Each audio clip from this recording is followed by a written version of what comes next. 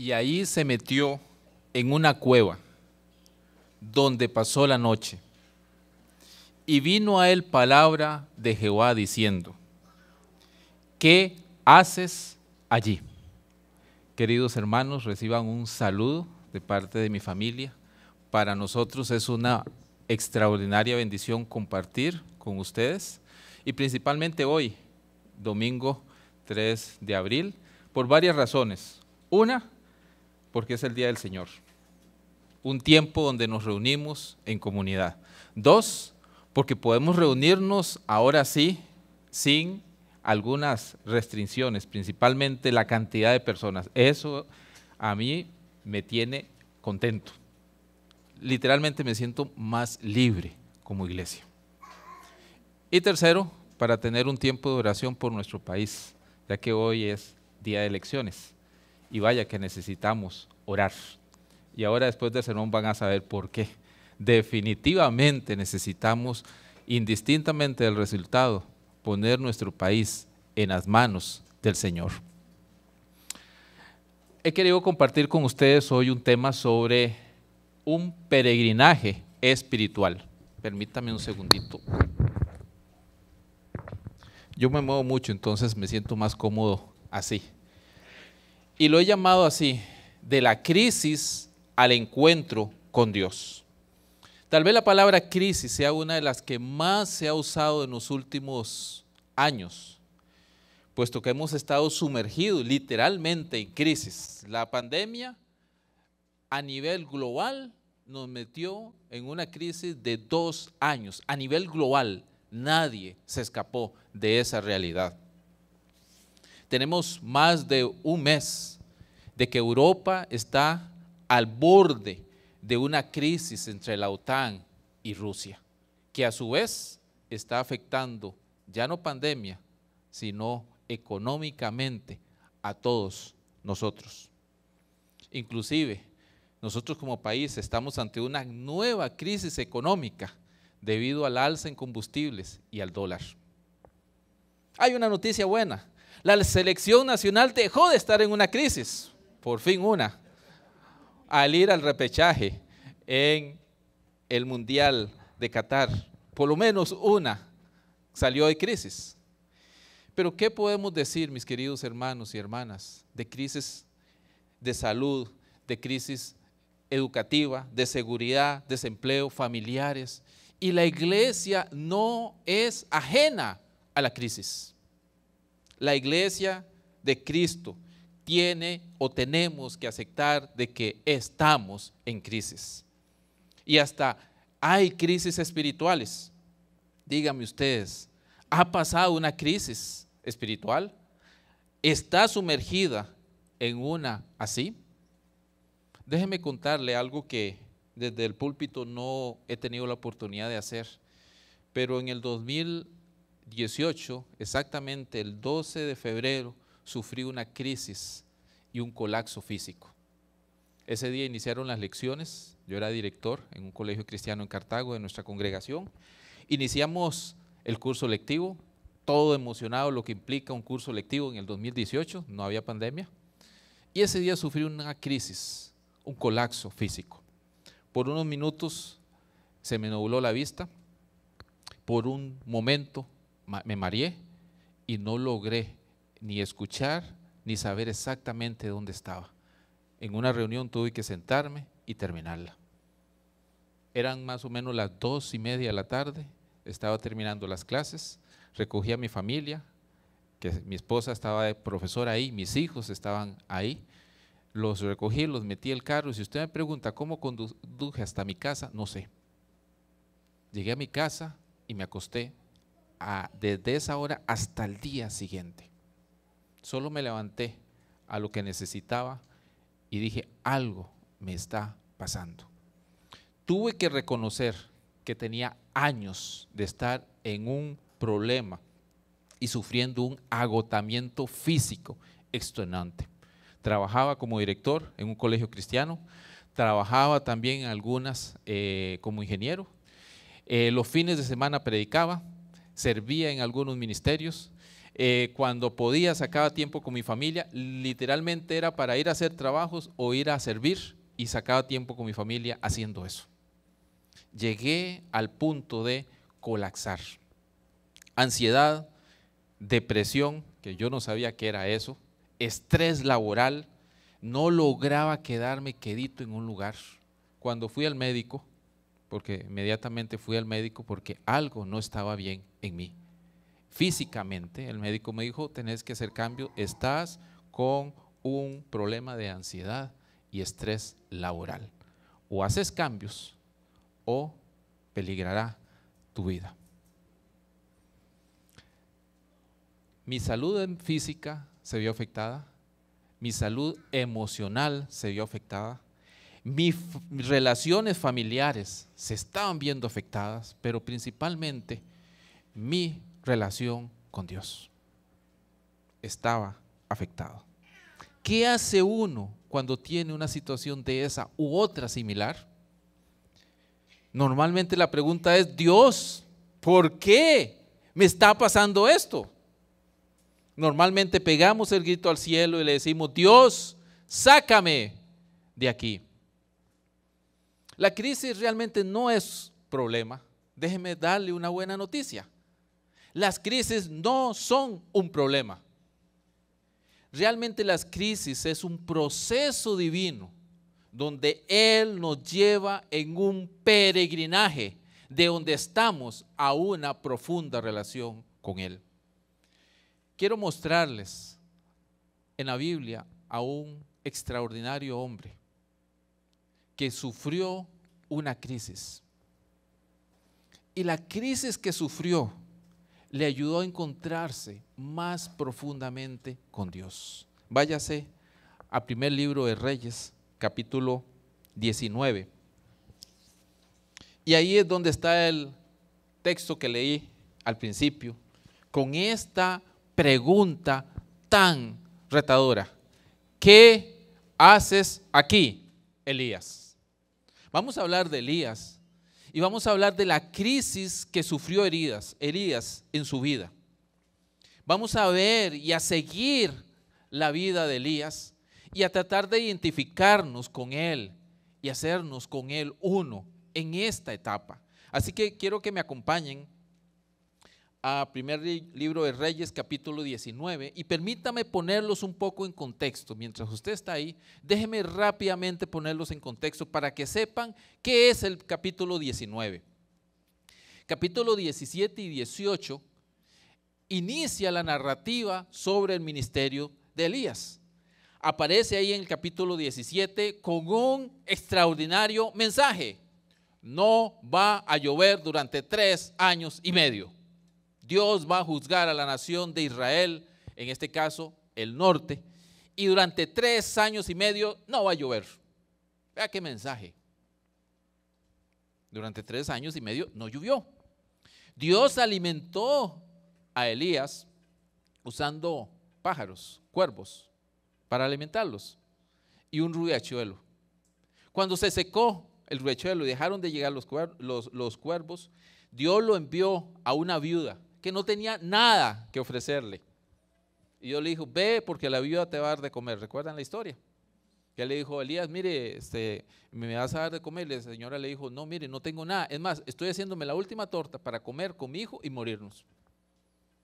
Y él dijo: no, sírveme a mí primero, porque la vasija no se va a vaciar y el lugar donde está la harina no se va a vaciar. La viuda de Sarepta obedeció y así pasó. Su hijo muere también en esa historia y él la resucita.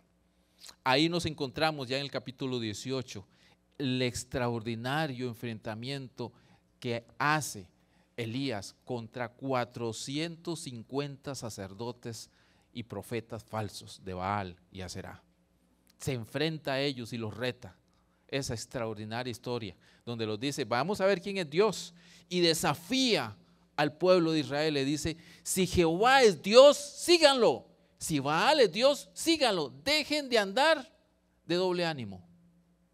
Los reta y Dios sale vencedor y él ordena el asesinato, la eliminación, la aniquilación de los falsos profetas. Al final del capítulo 18, vuelve a profetizar y le dice al rey Acab: Jehová ha dicho que él es Dios, ahora va a llover otra vez. Mis queridos hermanos, cuando uno lee esos dos capítulos, uno dice, está en la cúspide del éxito. Ya confrontó a los falsos profetas y los venció. Ya le probó al rey que por la palabra de Dios llueve y por la palabra de Dios deja de llover.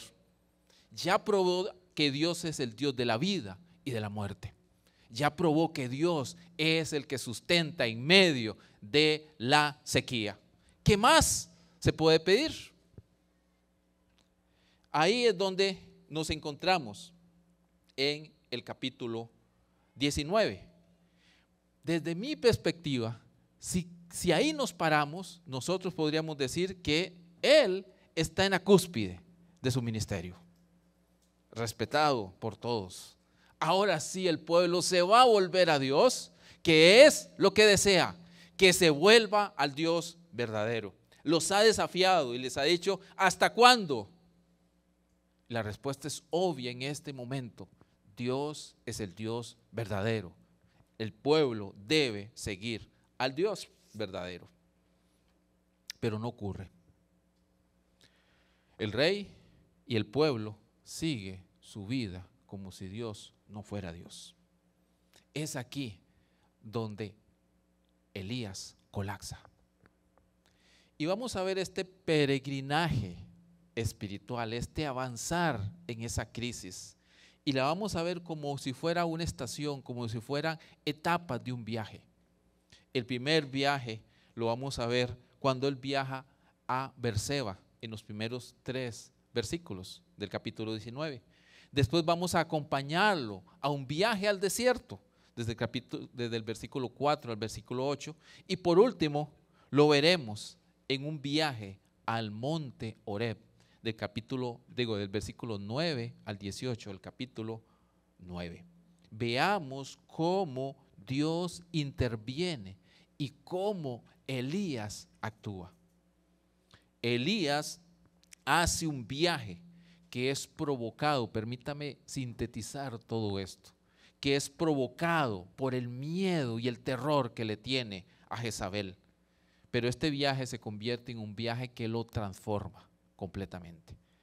Él va a tener un encuentro, va a tener un descubrimiento y va terminando obedeciendo a Dios. Me parece a mí que este peregrinaje es una forma de ver la vida nuestra como cristianos. Todo creyente tiene un peregrinaje espiritual donde se debe encontrar siempre con el Dios de los cielos. Debe descubrir a Cristo en cada momento de su vida y en cada porción de las Escrituras. Y debe obedientemente obedecer la palabra de Dios por la obra del Espíritu Santo. Estamos siempre en crisis porque siempre estamos en un peregrinaje de encontrarnos con el Dios bueno y verdadero. Acompáñeme a leer los primeros 3 versículos del capítulo 19 y a partir de ahí hacer algunas explicaciones y aplicaciones de lo que aquí se narra. Acab dijo a Jezabel la nueva de todo lo que Elías había hecho y de cómo había matado a espada a todos los profetas. Entonces envió Jezabel a Elías un mensajero, diciendo: así me hagan los dioses, si aún me añadan, si mañana a esta hora yo no he puesto tu persona como la de uno de ellos. Y viendo pues el peligro, se levantó y se fue para salvar su vida. Ese es Elías. Y vino a Berseba, que está en Judá, y dejó allí a su criado. Pueden observar acá que hay 2 anuncios muy interesantes. El primero, o si se me permite, 2 chismes. ¿Sí? Primero Acab. llega y le chismea a su esposa todo lo que pasó. ¿Seguro que todo? No, realmente no. No le dice todo. Le dice lo que Elías hizo, pero principalmente que mató a sus profetas y sacerdotes. No le habló de Dios que bajó el fuego y consumió ese sacrificio. No le habló que él dijo que iba a llover y llovió. No, no, no, no. Llegó con lo negativo. Elías nos juzgó y mató a todos los profetas. Realmente vino con lo negativo que había pasado desde la perspectiva del rey. Lo que podríamos llamar hoy lo políticamente correcto. Llegó a decirle a Jezabel lo que no les estaba pareciendo de la acción de Elías. Así que Jezabel, que es la segunda o el segundo anuncio, la agarra contra Elías y simplemente da una amenaza. De aquí a mañana vas a morir. Lo que le hiciste a ellos, te lo haré aquí. Una consecuencia lógica del mensaje negativo del rey Acab. Es interesante porque al día siguiente Elías no falleció, no murió, no fue asesinado, siguió vivo. Me llama la atención que, ¿y dónde está la palabra de esta mujer? Que los dioses me hagan y me añaden aún mal, más mal, si yo mañana no te mato. ¿Dónde está esa sentencia? Bueno, ante esa realidad debe sorprendernos, pero Elías huye. A partir de aquí Elías emprende un viaje. Está en la zona de Jezreel, que es al norte en Israel, y viaja al sur. O sea, toma un viaje largo de varios días hasta Berseba. Huye. Ante el oído de él llega la noticia: te va a matar esta mujer. Él huye al sur lo más largo posible. Es tanto el temor que le tiene que huye para salvar su vida. Es sorprendente, mis queridos hermanos, con lo que está pasando. ¿Por qué razón huye? ¿No es el profeta Elías?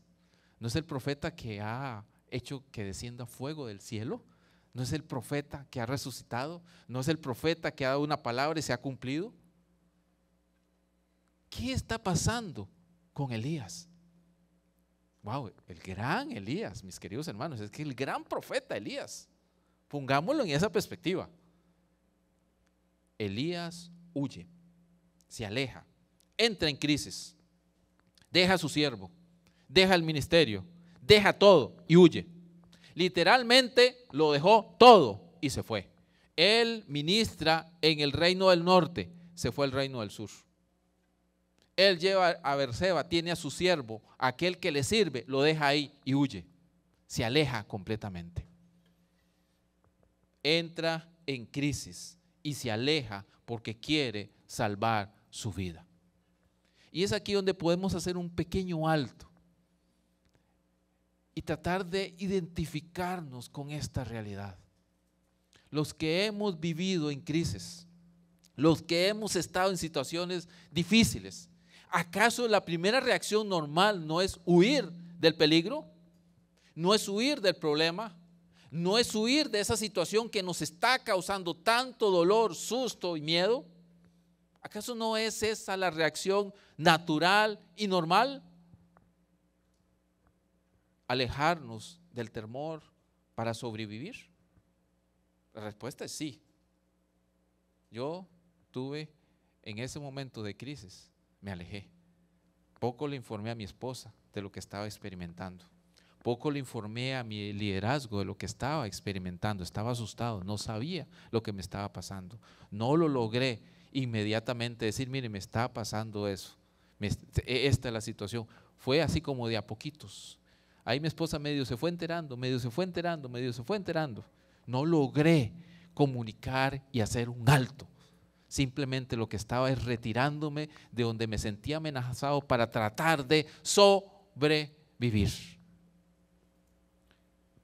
Esta es una de las situaciones que todos vivimos. Pero es aquí donde tenemos, mis queridos hermanos, que hacer un alto y hacernos esta pregunta. ¿Qué dicen las Escrituras? ¿Qué es lo que la Biblia nos puede decir cuando estemos experimentando esto? Porque lo vamos a hacer, o lo estamos haciendo, o lo volveremos a pasar.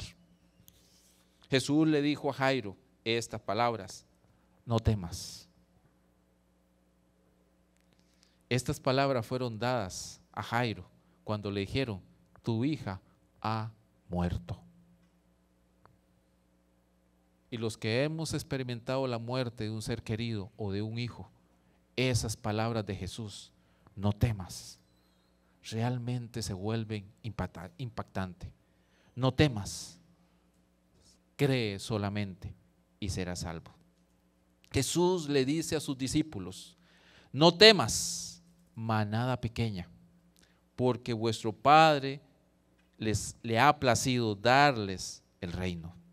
El apóstol Juan en su primera carta escribe: en el amor no hay temor, sino que el perfecto amor echa fuera el temor, porque el temor lleva en sí castigo, de donde el que teme no ha sido perfeccionado en el amor. Lo primero que tenemos que hacer es afirmarnos sobre lo que la Biblia dice, no sobre lo que estoy experimentando. El temor va a venir, no nos lo vamos a quitar. El punto es: ¿actuamos basados en temor o actuamos basado en nuestra confianza en Dios a pesar del temor?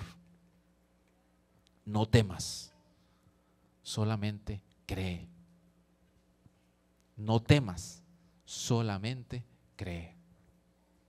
Mis queridos hermanos, viéndole la vida de Elías, no me siento tan mal habiendo vivido todo lo que viví.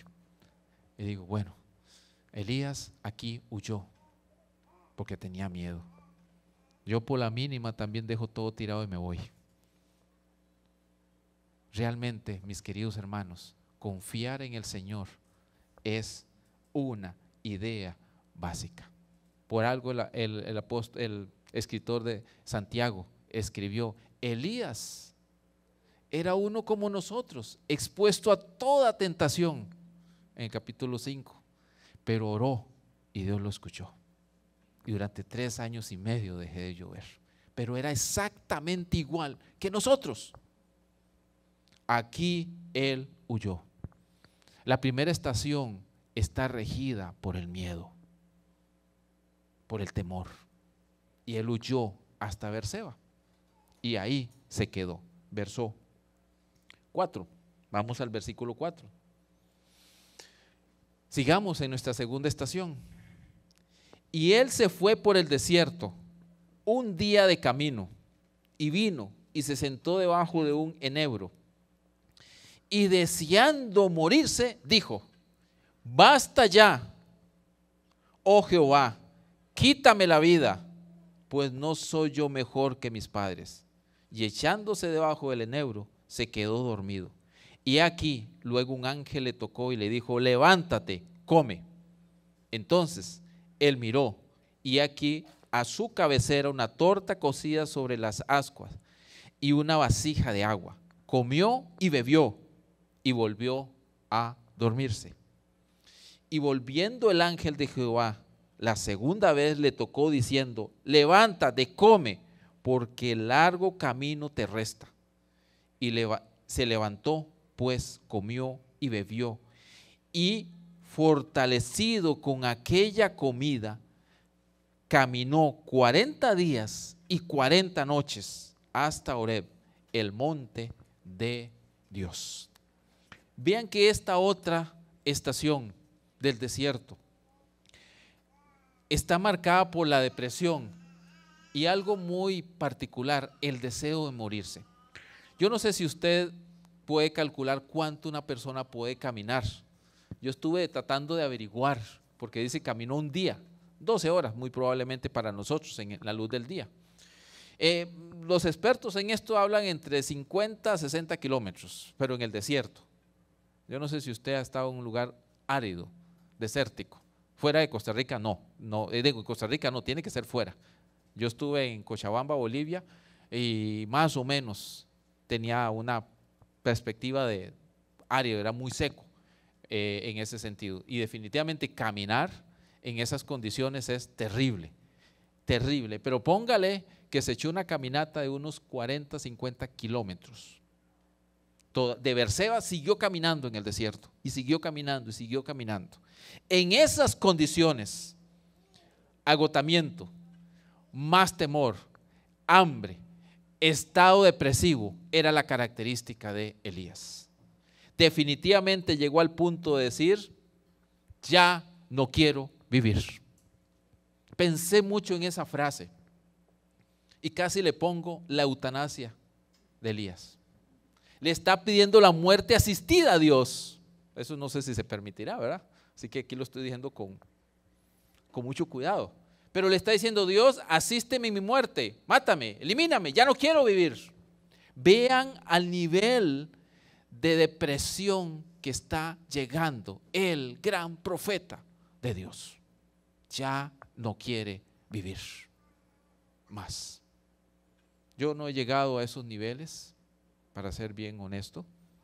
Espero nunca llegar a una situación de ese nivel. Pero mis queridos hermanos, si usted ha llegado ahí, déjeme decirle que sí hay forma de salir. Sí la hay en esos niveles. Elías estuvo en ese nivel y logró salir de ahí. Este gran profeta de Dios tuvo que estar solo, tuvo que estar en el desierto, tuvo que apartarse de todo para encontrarse completamente sin nada y volver sus ojos y su mirada a Dios y decir, no, Dios, ayúdame, sino, mátame, Dios. Y se durmió. Y es aquí donde vemos a Dios intervenir con 3 elementos: comida, agua y descanso. Llega el ángel y lo despierta. Come, levántate, come. ¿Notan que no hay un regaño? Elías, ¿cómo se te ocurre decir que Dios te va a matar? Eso no está bien. Recuerda que hay un mandamiento que dice, no matarás. Dios no lo va a hacer. ¿Hay algún regaño de Dios aquí? No. No sé, pero si yo hubiera estado ahí, yo esperaría que Dios me regañara, a ver si me diera unas bofetadas y entrara en razón. Pero lo que encontramos aquí es un ángel dándole de beber y de comer. Elías come, bebe y ¿qué hace? Se vuelve a dormir. Así que Elías pasa a un hotel 5 estrellas en el desierto, donde solo come, bebe y duerme. ¿Verdad? Es un hotel. ¿A qué va usted a un hotel? Bueno, yo voy a comer, a dormir. La verdad es que sí. No, yo no voy a hacer muchas actividades porque lo que quiero es descansar, no cansarme, y a mí las actividades me cansan. Así que mi esposa sabe que si vamos a un hotel, ¿vamos a qué? A comer y a dormir. A caminar un poquito, pero a comer y a dormir, es lo que yo quiero. Que nadie me moleste en ese sentido. Pues aquí tenemos a Elías con eso. Lo levanta por segunda vez y le dice, come, porque tienes un largo camino. Mis queridos hermanos, notan la manera tan interesante como Dios fortalece a Elías. No le da palabra, no lo regaña, no lo exhorta, no, lo sustenta. Le da de comer, le da de beber y lo levanta. Permítame hacer un contraste con los anuncios que Elías ha recibido. Recibió un mensajero de Jezabel, te voy a matar. Y aquí está recibiendo un mensaje de Dios que lo sustenta y le da vida. Mis queridos hermanos, claro que nos van a llegar muchos mensajeros en medio de la crisis. La pregunta es, ¿qué mensajes traen? ¿O mensaje de vida o mensaje de muerte? El ángel del Señor le trajo un mensaje de vida y le dio vida a Elías. Y este mensaje de vida es para sustentarlo, porque tiene algo que hacer. Y en medio de esta realidad que Elías experimenta ahí, le dice: come, bebe. Y esa bebida lo fortaleció, esa comida lo fortaleció. Y en sus fuerzas caminó un día y no pudo más. En la fuerza del Señor caminó 40 días y 40 noches. Mis queridos hermanos, yo duré muchos años en mi propia fuerza, luchando, trabajando, sirviendo, hasta que me punché. Cuando ya no tuve nada, tuve que renunciar a todo. Tuve que renunciar como director, tuve que renunciar a otras cosas para intentar reconectarme con Dios y decir: Dios, ¿y ahora qué? Para a partir de ahora empezar ese proceso de reconexión con Dios. Necesitamos esos procesos en nuestras vidas. Hay momentos donde la depresión, la ansiedad, situaciones adversas, cual desiertos áridos y situaciones donde no hay nada positivo nos alcanzan. En medio de ese ambiente donde se nos acaban los recursos, se nos acaba todo, ya no hay nada aquí adentro. Recuerdo que el médico me preguntaba: ¿cómo te sentís? Y mi respuesta fue: no sé, no siento nada. Internamente no sentía nada, ni me sentía asustado, ni me sentía triste, ni me sentía alegre, nada. Es que literalmente no tenía nada adentro, estaba árido en esa realidad. Ahí, ¿qué hacemos? Una vez más la pregunta: ¿qué hacemos? ¿Qué haces?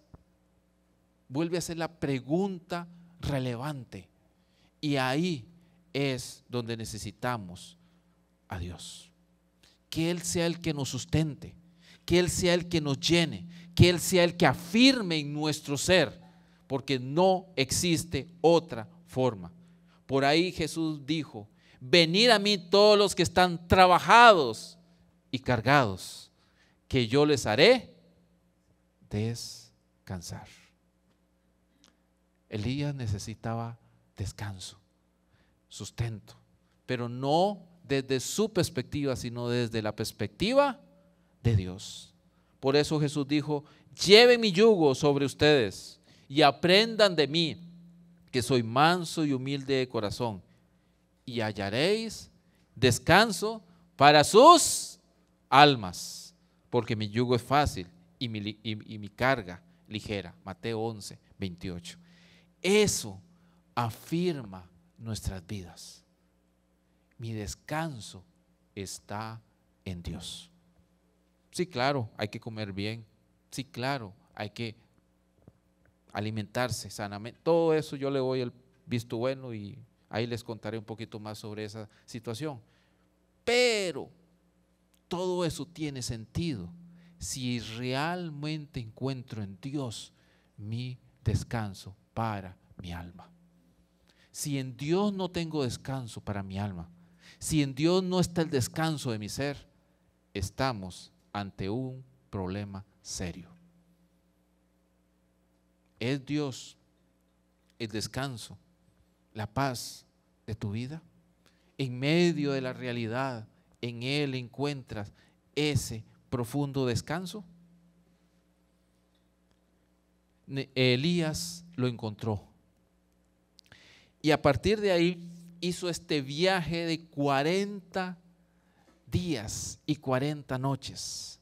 Algo que nos recuerda a muchos otros viajes. No es el único que existe. Ni viaje por el desierto, ni viaje de 40 días. Eso no es nuevo. Podemos recordar a Moisés en su viaje de Egipto a Madián y 40 años después de Madián a Egipto. Recordamos al pueblo de Israel peregrinando 40 años en el desierto por no querer obedecer a Dios. Y ni se diga de los 40 días y noches que estuvo nuestro Señor Jesucristo en el desierto para ser tentado. Así que este viaje de encontrarse con Dios en el monte Oreb le tomó 40 días y 40 noches. Acompáñeme al versículo 9. Porque él fortalecido agarró este viaje en el versículo 8 y llega a Oreb. Recuerden que este es el monte donde Moisés se encontró la zarza ardiente, ¿sí? Ese es el mismo monte donde los israelitas llegaron después de salir de Egipto. Es un monte clave en la historia de la redención. Aquí estamos con Elías, cual un nuevo Moisés que llega a este monte, y dice en el versículo 9, que se lo leí al principio, y ahí se metió en una cueva, sigue metiéndose y ocultándose. Vea que muchacho que no ha aprendido, donde pasó la noche, y vino a él palabra de Jehová, el cual le dijo: ¿qué haces aquí, Elías? Póngale atención a su respuesta, ¿sí? Porque esta respuesta evidencia sus profundos conflictos que todavía no han sido resueltos.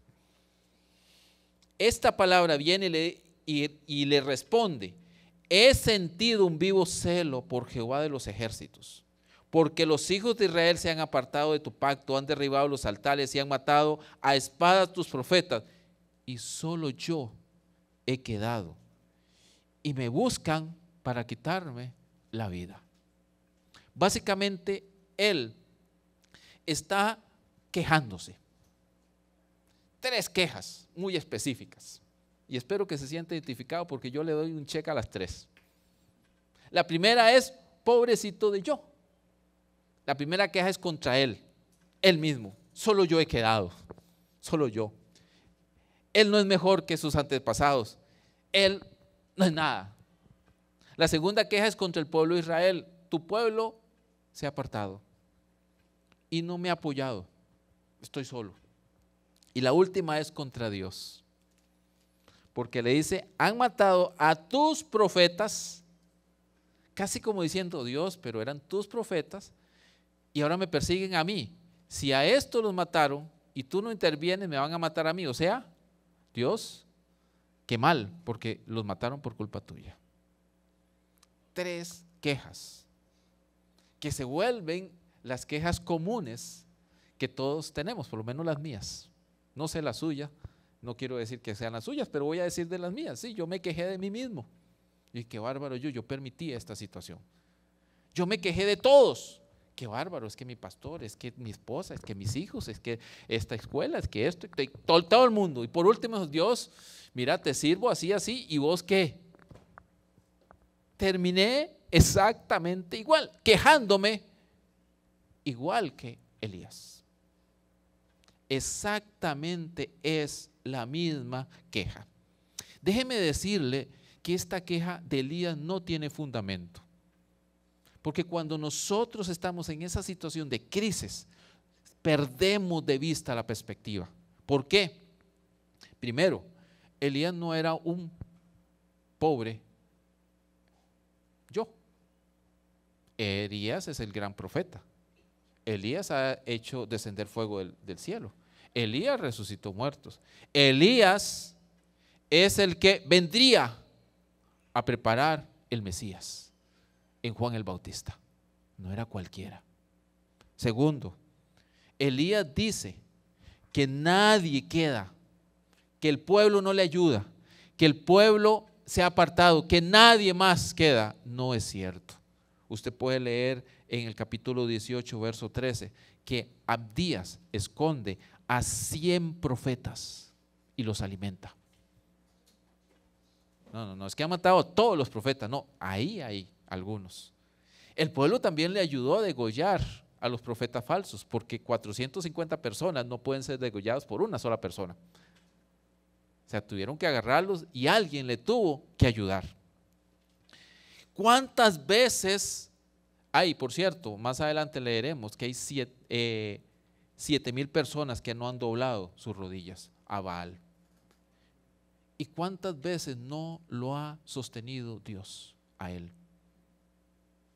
Alimentándolo y sosteniéndolo con vida. Realmente él no tiene excusas ahí. Y es interesante porque Dios no se las contesta todavía. En el versículo 11, permítame leer, en medio de su queja lo que hay es una presencia del Señor, porque le dice: sal, verso 11, y ponte delante del monte, en el monte delante de Jehová. Y aquí que pasaba, y una gran y poderoso viento rompía montes, quebraba peñas delante de Jehová, pero Jehová no estaba ahí en el viento. Y tras el viento un terremoto, pero Jehová no estaba en el terremoto. Y tras el terremoto un fuego. Y Jehová no estaba en el fuego. Viento, terremoto y fuego. Es exactamente lo mismo que pasó cuando el pueblo de Israel llegó a ese monte en Éxodo capítulo 19. Se vio fuego, se vio relámpago, se vio bulla, se estremeció, terremoto, todo eso apareció en Éxodo 19. Ahí sí estaba Dios, pero aquí no estaba.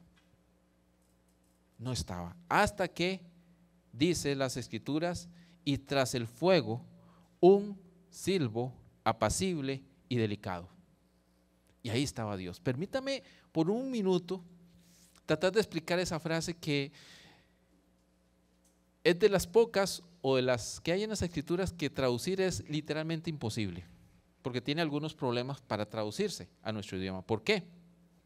Porque originalmente lo que dice debería ser traducido como una voz del silencio. La pregunta es, ¿las voces tienen silencio o el silencio tiene voz? Y para colmo le añade fino o suave, pequeño. Vamos a ver, ¿cómo traduzco una voz de silencio pequeña a español? O sea, no hay manera de traducirse una voz del silencio, porque si es voz, no tiene silencio, y si es silencio, no tiene voz. Es una de esas frases que solo Dios puede hacer. Son algunas de esas cosas que la Biblia describe y que nuestro idioma, lenguaje no puede describir. Dios puede hablar en silencio. Sí, no me pregunten cómo, pues no tengo la más mínima idea, pero lo puede hacer.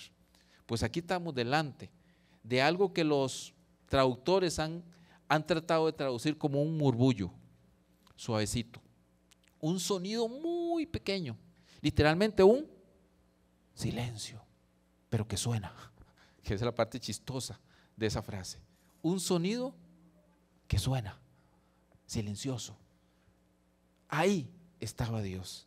En esto inimaginable, esta paradoja, si se me permite, frase que tiene ahí. Que por cierto la Biblia tiene muchas paradojas, cosas contradictorias. Voz y silencio. Eso es completamente contradictorio, es una paradoja. ¿Cómo puede el sonido ser silencioso y el silencio tener sonido? Eso es una paradoja. Pues aquí estamos ante esa descripción tan extraordinaria de cómo Dios se quiere comunicar. No en el escándalo del terremoto, del fuego o del viento, sino en algo que Elías no espera. Como lo traduce la Reina Valera, silbo apacible y delicado. Algo impensable. Y ahí Elías lo oyó, cubrió su rostro con el manto, salió, se puso a la puerta de la cueva y he aquí, vino a él una voz. Antes vino la palabra del Señor, ahora viene una voz de ese silbo apacible. ¿Qué haces aquí? No quiero leerlo porque no me gustan las quejas, pero en el versículo 14 describe exactamente lo mismo que él dijo en el versículo 10. La misma queja. Y me encanta que en el versículo 15 Dios no le contesta la queja directamente, sino le dice: vete, vuélvete por tu camino. Entonces, ¿para qué lo trajo aquí? Si le está pidiendo que se devuelva. ¿No le parece vacilón esto? O sea, viene en un camino desde el norte a Beerseba, al desierto, al monte Horeb, para encontrarse con Dios. Y una vez que se encuentra con Dios, ¿qué le dice Dios? regrésate. Vuelve a lo mismo, donde estabas. Vuelve exactamente al mismo camino, pero ahora algo ha cambiado. Está fortalecido por Dios, se ha encontrado con una manifestación extraordinaria de Dios en el silencio y ahora tiene una encomienda de parte de Dios. Y esta es la encomienda. Ya no va a vivir en sus fuerzas, ya no va a vivir por su idea, ya no va a vivir por sus quejas, ahora va a vivir por la palabra de Dios. Y esta es: vete, vuélvete por tu camino. Literalmente es: la ruta que seguiste te vas a devolver por esa misma. Exactamente igual. Y déjeme anticiparme a decir algo para que no se me olvide. Mis queridos hermanos, Dios nunca nos saca de las crisis. Dios nos fortalece en las crisis.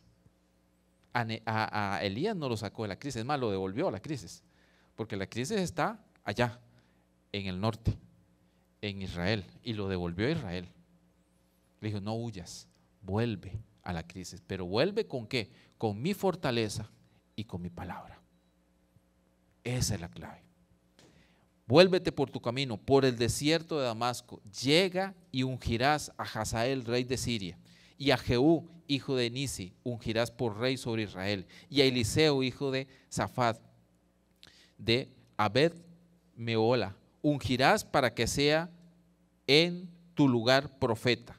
Y el que escape de la espada de Hazael, Jehú lo matará, y el que escape de la espada de Jehú, Eliseo lo matará, y yo haré que quede en Israel 7,000, cuyas rodillas no se han doblado ante Baal, y cuyas bocas no lo besaron. Aquí recibe esta palabra de Dios, que automáticamente reenfoca la vida de este profeta y lo devuelve otra vez a Dios. Este profeta que acaba de ver escándalo, ruido, estrepitoso, pero no encontró a Dios ahí.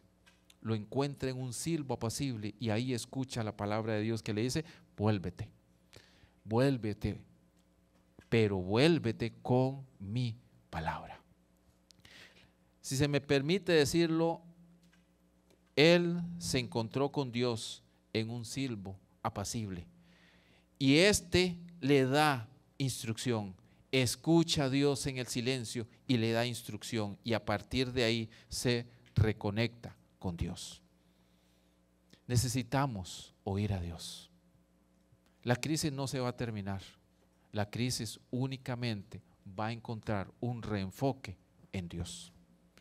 Y si ustedes, mis queridos hermanos, han estado en crisis, están en crisis o viven en crisis, déjeme decirle que es una oportunidad para encontrarse con Dios. Van a requerir varios obstáculos eliminar, y permítame cerrar con estas recomendaciones. Yo tuve que pasar un proceso de reenfoque en mi vida espiritual, laboral, familiar, alimenticia, de ejercicios y demás. Tuve que reenfocarme, y si ustedes me lo permiten, apenas estoy saliendo de Berseba. No he llegado al desierto todavía.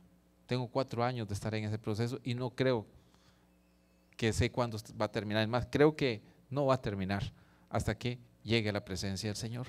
Pero ahora estoy bien claro, tengo claro su palabra. Hay 5 cosas que uno debe evitar en oración. Uno es el agotamiento. Cuando uno percibe agotamiento extenuante, hay que hacer un alto. Cuando uno está agotado por el trabajo, por el ministerio, por todo, no come bien, no duerme bien, no siente nada, no vamos a oír la voz de Dios. Es momento de parar y orar: Dios, fortaléceme para evitar el agotamiento. Las quejas, cuando empezamos a quejarnos por todo, cuando vemos definitivamente el punto negro en todo lo blanco y empiezan a llover las quejas, nuestro cerebro se satura y no logra oír a Dios. Hay que hacer un alto y decir: Dios sigue proveyendo, Dios sigue teniendo el control, Dios sigue siendo ese Dios que tiene mi vida en sus manos. Dios tiene esta congregación en sus manos. Dios tiene a este país en sus manos. Aunque no entendamos, aunque no lo veamos, Dios sigue siendo el Dios soberano. Así que no puedo seguir quejándome, debo enfocarme en Él. Ora para que puedas apreciar la providencia de Dios en tu vida, para que puedas ser agradecido por el sustento de Dios hoy y para que tengas esperanza de un mejor futuro.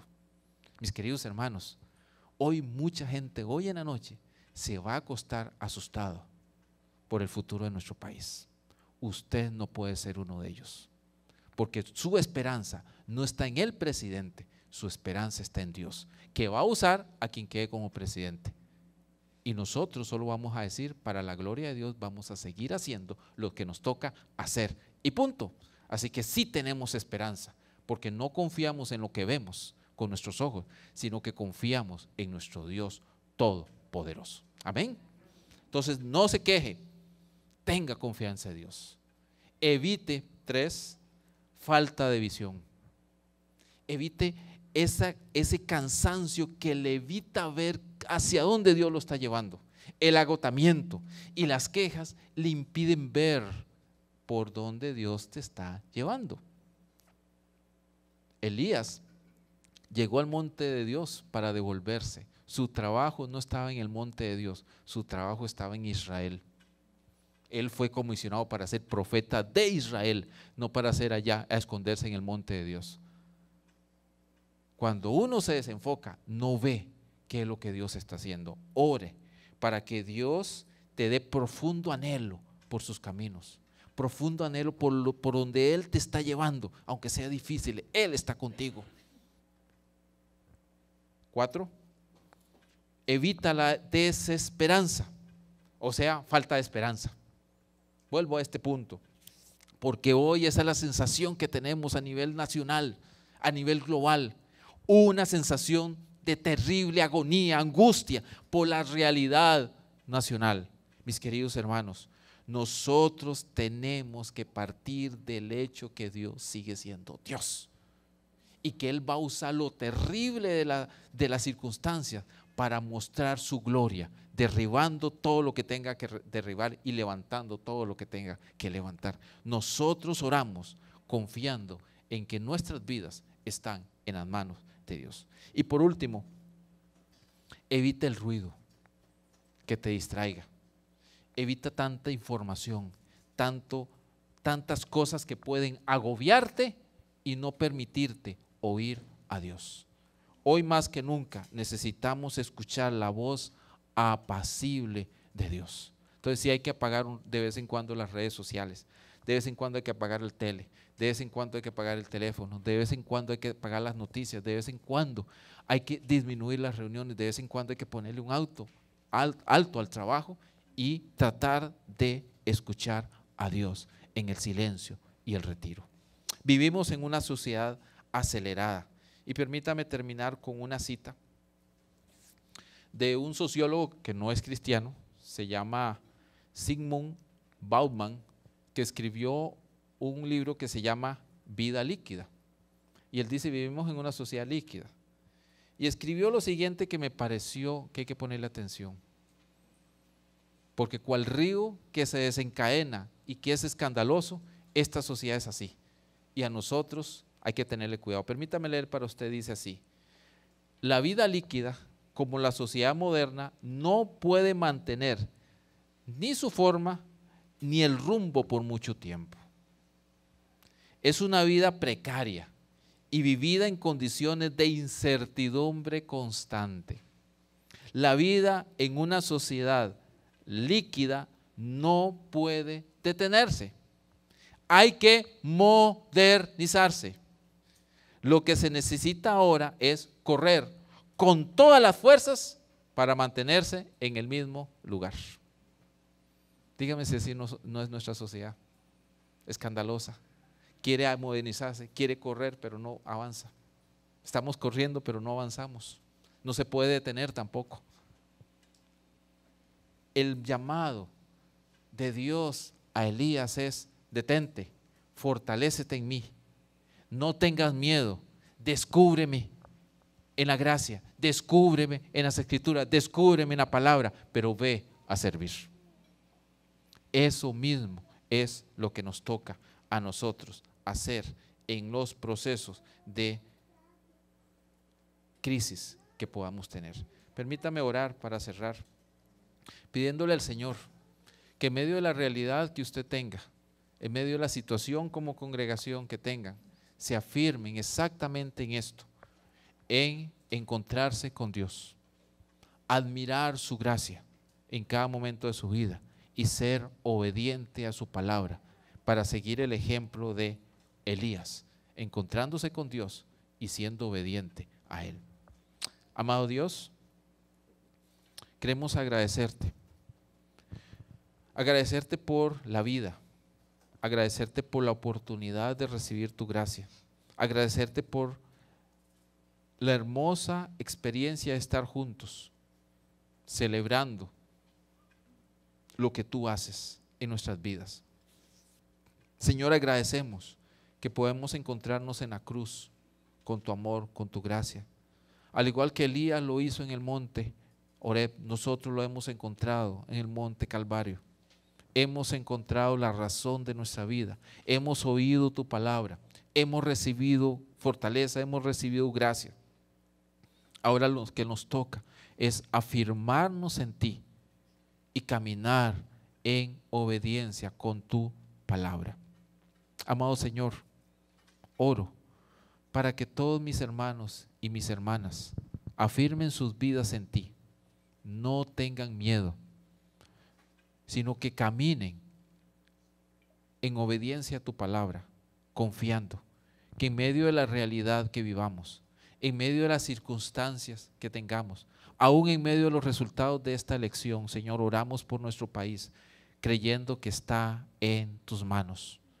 Ejercemos nuestra responsabilidad como ciudadanos, pero tú eres el que ejerce el derecho soberano sobre nuestro país.